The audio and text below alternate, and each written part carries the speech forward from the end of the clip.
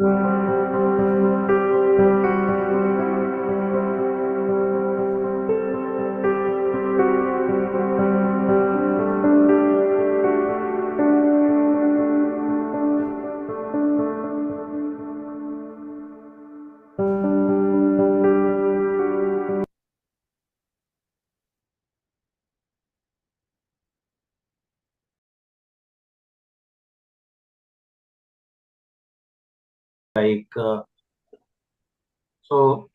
we are using data in different ways, including e-commerce or marketing or banking or everywhere we have a data, right? But how data and data analytics is crucial in terms of livability, that is what we are going to talk about. Please feel free to ask question if you have in between. I'll be happy to. I've seen these news in the recent time. For example, Delhi temperature crossed 52.3 degree Celsius.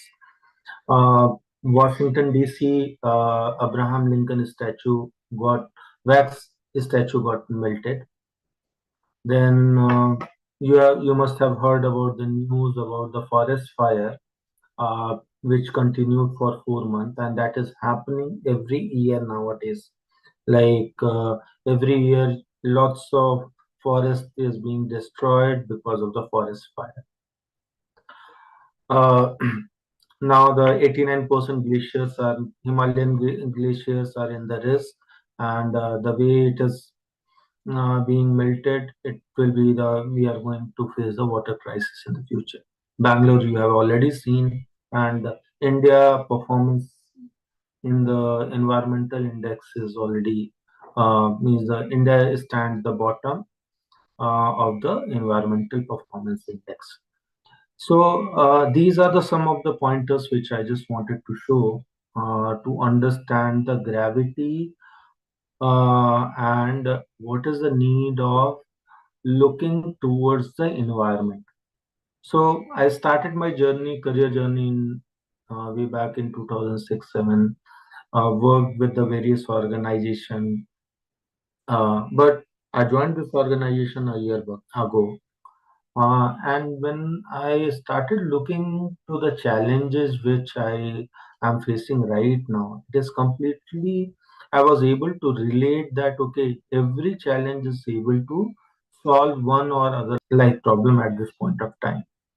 Possibly it can be my first assignment was managing and identifying the Delhi flood effect, after effect with the data analytics, how the flood is impacting and what is the loss of the due to the flood. So then while doing the analysis, I was looking at the glaciers, how many glaciers are there, how many water bodies has been created, what was the reason for the flood, and then these were the surprise analysis which I got and which was presented to the government body. So So the so what I want to highlight, like the uses of analytics and the data, it can be in a different industry. Right now, what I am doing or what we are doing at ARAHAS is more towards the ESG. ESG means environment, social governance, where we are trying to handle the human parameters. So I'll quickly walk you through about what SDG means is. I'm sure some of you are aware, but I'll quickly walk through. So United Nations has created one metric, Sustainable Development Goal. So Sustainable Development Goals talks about various parameters where uh, how your country is performing. So I'll talk in the detail as well. So India stands 109 in the latest ranking out of 167 countries. Means we are doing extremely bad in terms of the overall ranking, if we say, in terms of the sustainable development. So, what is sustainable development goals? So, it talks about the poverty, it talks about the hunger, it talks about good health, quality education, gender equality, water sanitation, affordable clean energy, work, economic growth, then sustainable and commuters, responsible consumption and production, climate action, life below water. So different parameters which directly impact the human life and which directly impact our day-to-day activities. So if you look, we performed good into the no poverty, but we did bad into the environmental climate action number 13. We did our ranking went down into the climate action area, which means we are doing something wrong or we are not doing enough to improve our climate parameters, where we are either we are not monitoring or we are not taking actions. Okay. So now I'm going to talk about like different guidelines and the parameters. What are the different analytics intervention which is being used or which is being done to improve the um, analytics or AR performance for the livability. So, for example, how analytics can play a role in the poverty, right? So people say that okay, data has nothing to do. How poverty, what will do with the poverty and data? No, people will not be able to relate it, right? But when we say that if we are going to do the monitoring of household income, and then we anticipate and predict that what will be the, let's say, production yield or economic slowdown. If we are able to predict, then we will be able to do the optimization of the resource, right? So we know that which pocket where we need to put our limited resources so that we can cater the food challenges.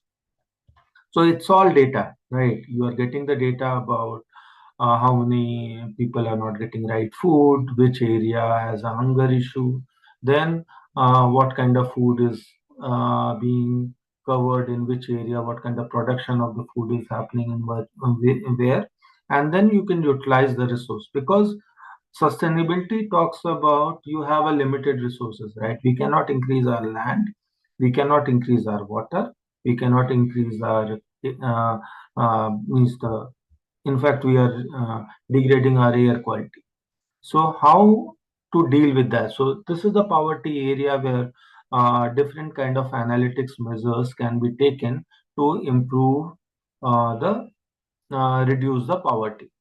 Similarly, hunger, if we we talked about how to improve the agriculture productivity. So, for example, we were doing some advisory project for the government where the idea is how to do the soil mapping, and then based on the soil mapping and understanding the pattern of the crop in the each region, uh, how we can improve the yield of a particular crop. Let's say we know the weather issues. Typically, a farmer, let's say farmer goes and then plant whatever is happening in traditional way. But when you look scientific, you might have seen lots of farmers are making lots of money, right? Because they are using the scientific data, scientific method to understand, do the weather control, do the create either greenhouse or then checking the soil, giving the right amount of potassium, sodium, and all those potash or whatever the salts are to improve the yield. So that is how we are doing the advisory for the government to create a modern application which will advise based on the different parameters that what what will be the potential yield and how much the production will be, and then based on the production and then we are considering the weather that we do weather forecasting to based on the weather forecasting you will be able to map with the different data parameters of the soil, we uh, kind of seed soil, seeds, and weather, and then you predict the yield of the crop, right? So this is how analytics can help in the terms of agriculture. Then healthcare is again a wide area for the analytics. Lots of healthcare companies are doing a really good job in terms of diagnostic, where where image processing can do early detection for the cancer or these kind of diseases which is already happening. uh, Possibly the blood test report is also one kind of analytics, right? With you check the blood test report, and then uh, you do the forecasting or the prediction that what kind of disease you are going to have. Similarly, if you have seen the COVID area, where due to the analytics, data analytics, and the simulation, uh, the drug trial duration has reduced significantly. So, uh, so we are able to launch the vaccine much faster compared to the earlier days where the trial used to take 15, 20 odd years, which the cycle has gone down to 2 to 3 years by creating random sampling using data analytics, testing parameters with each sample, do the drug trial in the AI, and then launch the medicine for the human being. And that is how we were able to reduce the cycle, I mean, the duration for the drug launch. Education already is since you are part of the education, but I'll take an example of one of my school friend. A couple of days back, I was interacting with him. So he's running a startup with it is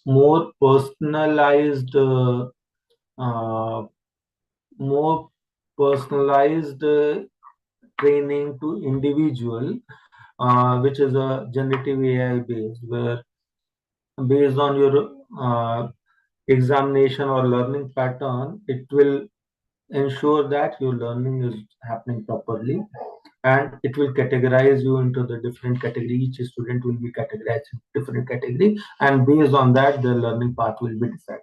Possibly, it will also help you to identify that you can be good in what area. So that is happening across the world, and uh, and and the reach of education has become in the rural area also. So there's no difference of the in terms of availability of the education in the area which is in even in metropolitan city, person sitting in Delhi NCR, or person sitting in somewhere in Karnataka or the rural area, right? Uh, Sorry.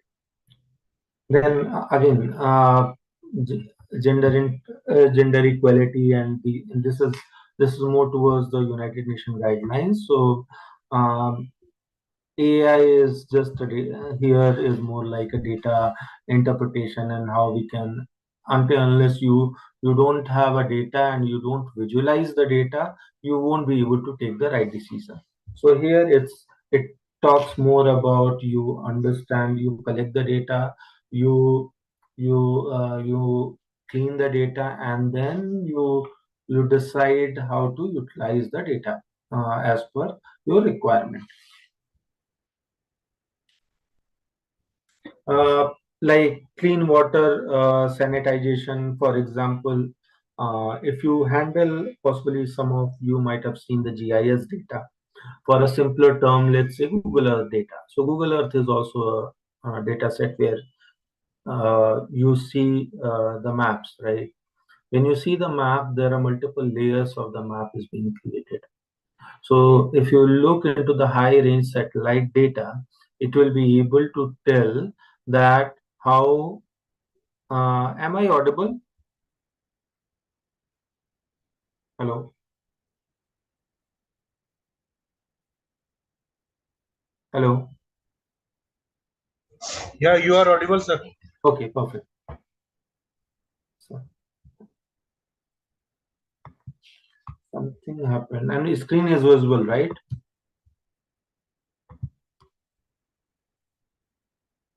Okay.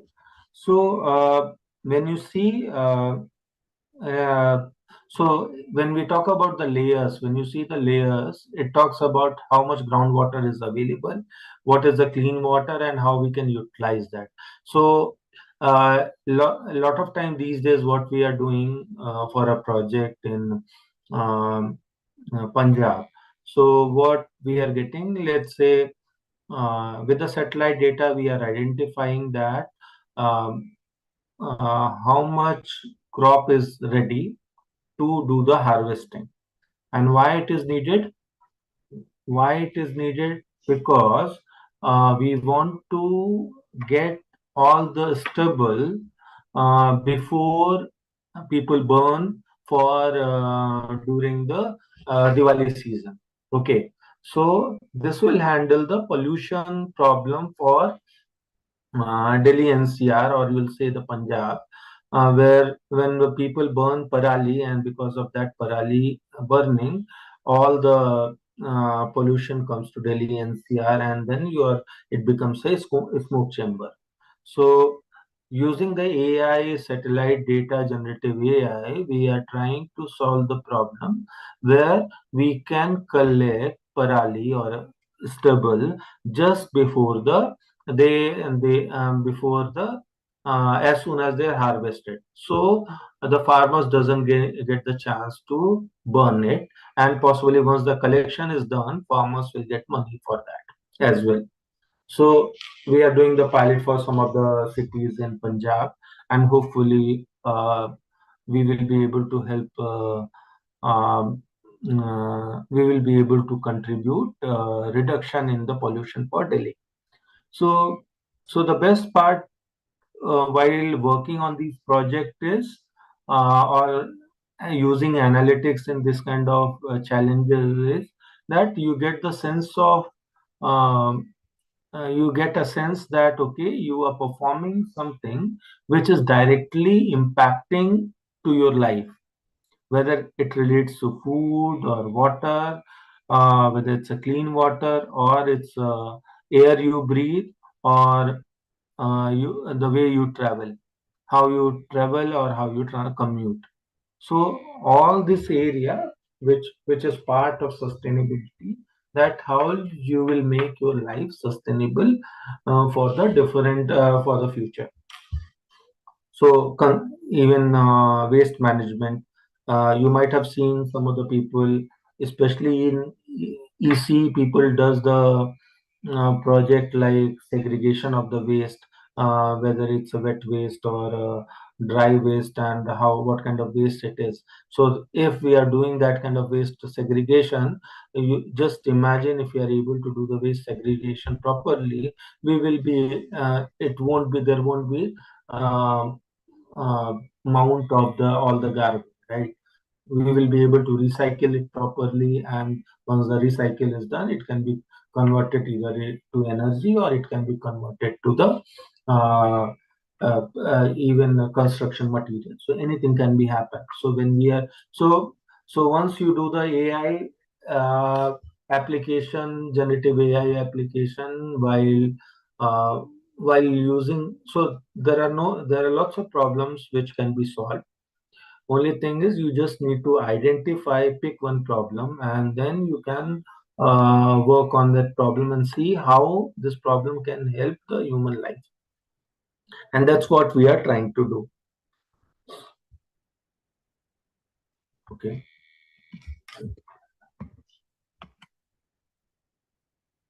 So again, okay. So I'll give you one of the example. One of the project for us is we are working with the multiple state government where uh, some of the districts we are doing the land parcel mapping plus their digitization and forecasting.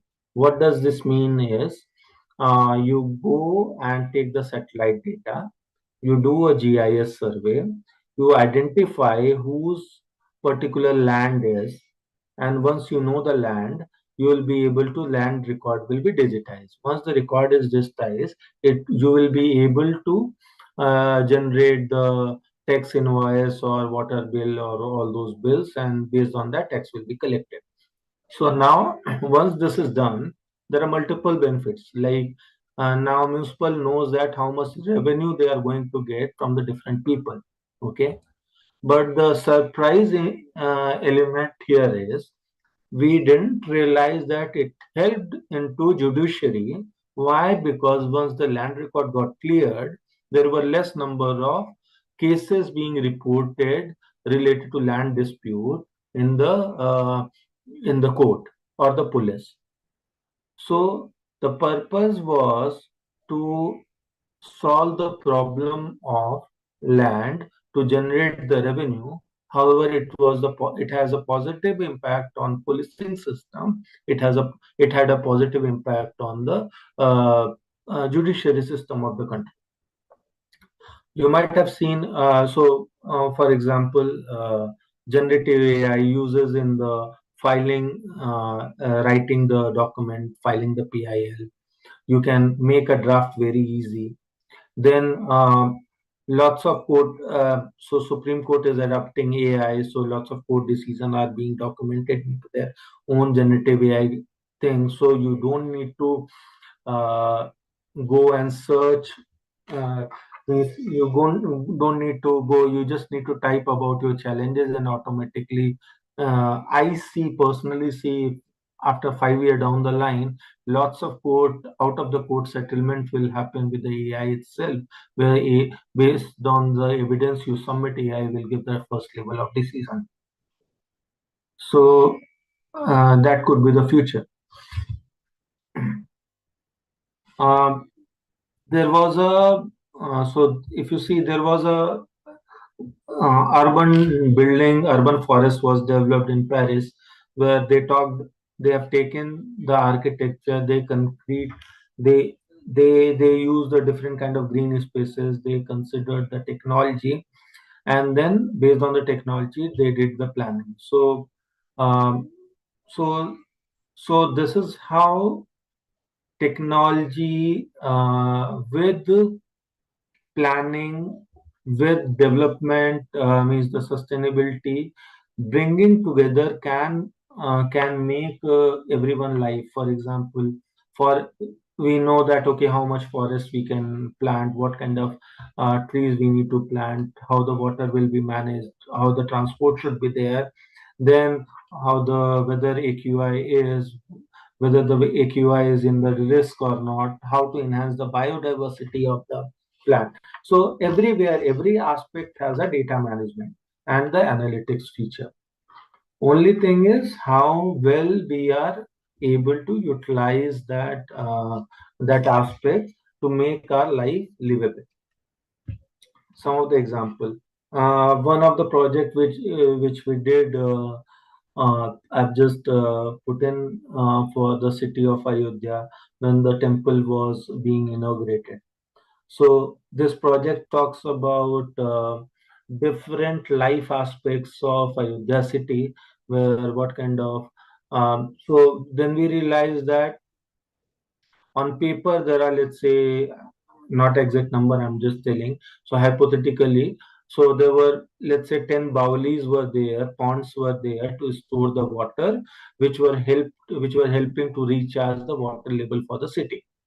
But when we realized, when we reviewed the satellite data and when then validated with the ground, then we realized that 80% of the wells or the bowlies are either captured by encroachment or they have dry data.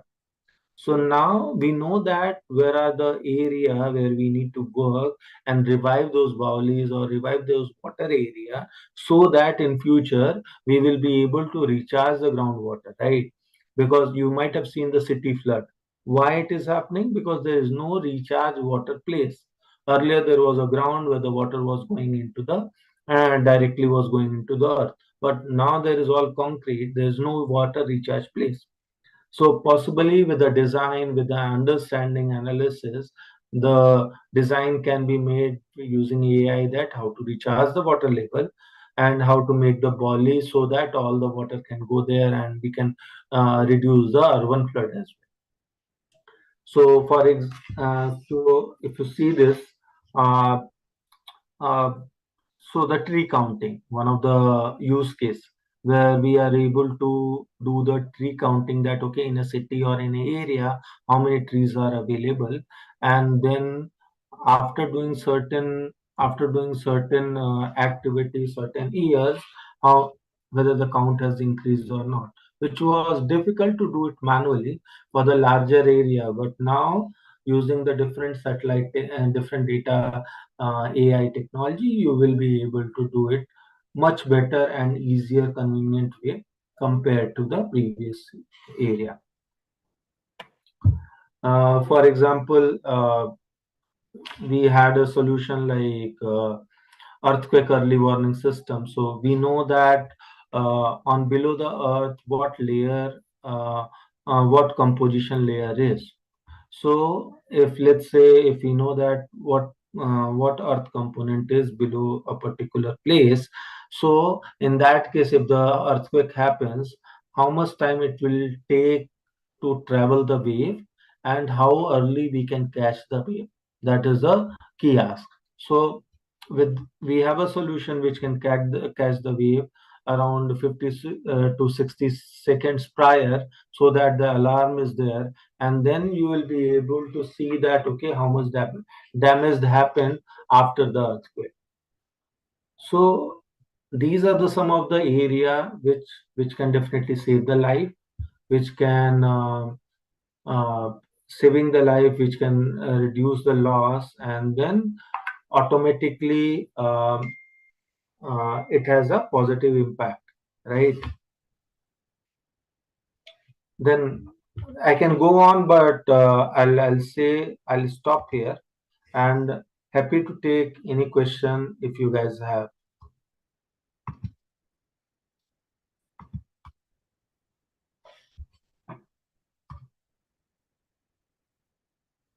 Hello.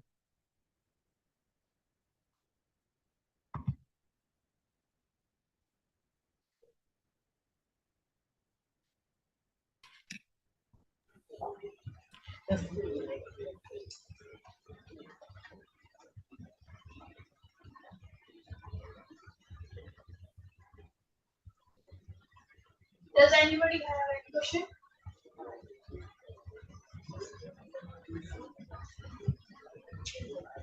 So now I would like to invite Reshu for giving a vote of thank you.